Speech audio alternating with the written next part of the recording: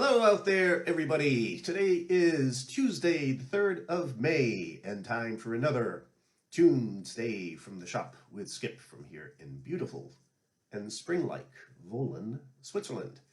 I hope you all had a good weekend. I had a great weekend myself. I am now officially 64. Thank you all very much for the birthday wishes and all of the videos of when I'm 64, and 1958 was a very good year from Sinatra, and all of the all of the great well wishes and things I got from people. I tried to acknowledge everybody on the on my Facebook page, but personally, thank you all very much. I had a series of 2 concerts over the weekend, playing with the Musikgesellschaft of Bottiken, a town right next to us here in Wohlen. A wonderful musical group under the direction of conductor Hans-Peter Weiss. We had 2 very, very well attended and popular concerts over the weekend. I posted 3 short videos from the concert. 2 videos of myself and my buddy Mike Grosat playing some traditional Irish tunes, and I posted 1 video of the orchestra and myself playing a beautiful arrangement of Danny Boy. I've been having some kind of weird issue with Facebook, where the views of the videos show up for a while. It gets to 100 or 120 views, and then the number of views disappears. No idea why that happened. I posted the 3 videos yesterday.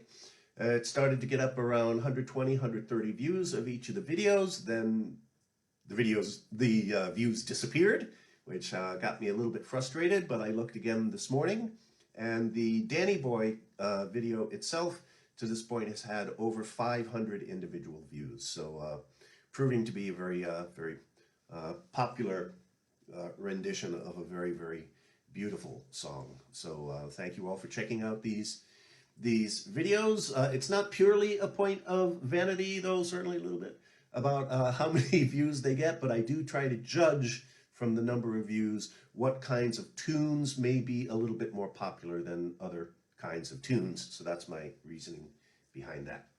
Now, on to the business of the day. I woke up this morning with a tune in my head, and when that happens, I usually go with that for the Tunesday offering.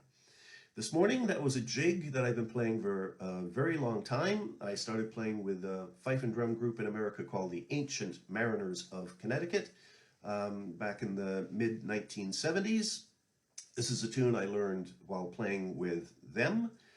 They use it as part of a 4-tune street sequence. The tune itself is called The Peeler and the Goat. Now, I always suspected there was a lot behind this tune. You know me, I try to give a little bit of information about all the tunes. So as I started looking into the background of this tune, I found out there's not a little bit of information about it. There's a whole lot of information about it. So if you're someone like me and some of my friends out there who like all of this trivia about the tunes, please hang around for a minute. If you prefer to hear just the music itself, fast forward until you see me holding the flute. That's when the tune is going to start. So, first off, about the name, the peeler and the goat. What the heck is a peeler, and what do they mean by the goat? A peeler is a very old Irish slang word for a policeman. Why is that? Well, the Irish police force in its modern version was instituted by a man called Sir Robert Peel. Peelers. Mr. Peel then took this concept of modern policing to England, where the modern constabulary was formed, and they became known as bobbies. So Robert Peel, Robert Bob Bobbies, Peel, Peeler. Often in old Irish songs, subjects of the songs were kind of expressed in code, and quite often in Irish songs, someone who is oppressed in some way is often called a goat. So the policeman and the oppressed person, if you want to really flesh it out a bit more than it needs to be. Now, how did this song come about? In 1830, in Ireland, an act of parliament was passed that was called the Tithes Act. My Catholic friends out there know the concept of tithing is a contribution that's willingly given to your local church, your local parish, to financially support the institution. Before 1830, these contributions, these tithes, could be made in kind, meaning it didn't have to be cash. It could be something else of value. Now, Tipperary was and is a largely an agricultural county in Ireland. So the farmers, as part of their tithe, which was usually 10% of your yearly production of whatever it was that you made, be it crops or milk or eggs, meat, whatever you produced on your farm, you could tithe 10% of that to your local parish, and it would usually be kept in a barn or a building next to the parish.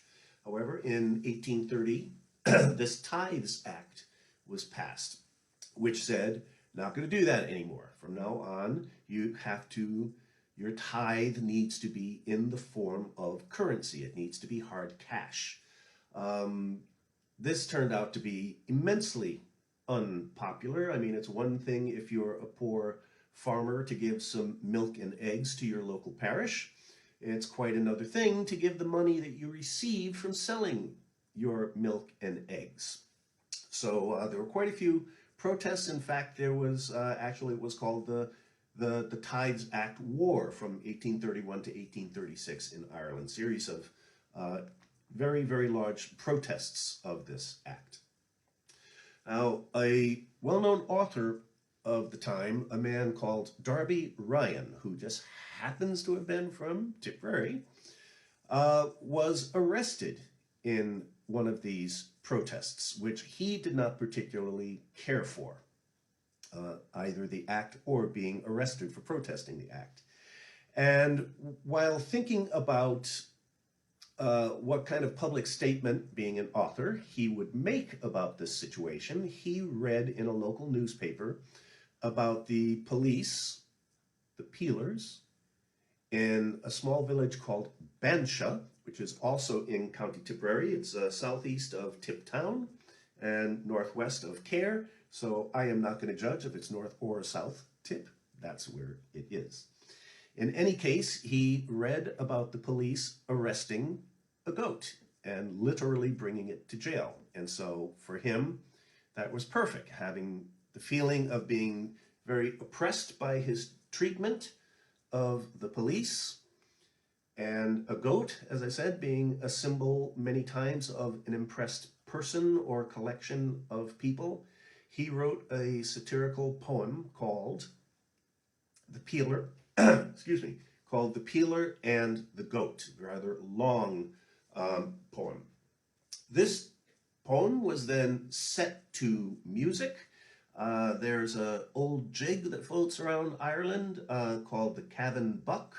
Has a few different names all around. It's played all around in Ireland, wherever you happen to be. It probably has its own regional name. But the poem and the tune were joined together into the song Peeler and the Goat, which became immensely popular throughout Ireland. White Christmas is considered the most popular song of all times. They come to that judgment from the number of times it's been recorded and the total sales that happened of the piece. And this Peeler and the Goat reached in its day White Christmas epic popularity in Ireland. So there you go. There's the chat. There's the history. And here's the tune.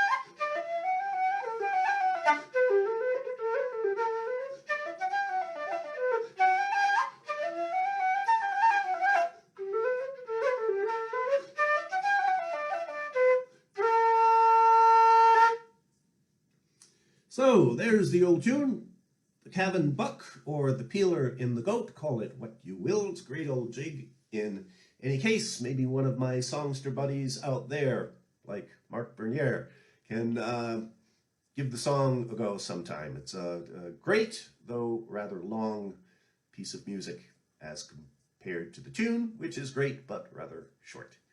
Hope you enjoyed the tune. I hope you enjoyed the history behind it. Thank you again for tuning in to these videos. As long as you keep watching, I'll keep coming up with new ones. Hope you have a great week. Take care of yourselves. Take care of somebody around you.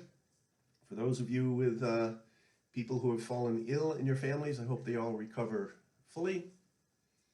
Till next week, be well, and I'll see you with another Tunesday from the shop with Skip. Cheers all.